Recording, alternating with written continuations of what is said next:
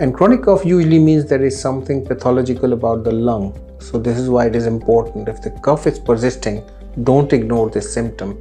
Please see a doctor, and maybe a pulmonologist would be more appropriate to see, because the chronic cough or prolonged persistent coughing could be sign of lung cancer. It could be very serious disease if you are a smoker and if you're in the right age group. So please, when there is a cough which is persisting and unclear, do see a doctor, a clinician for that.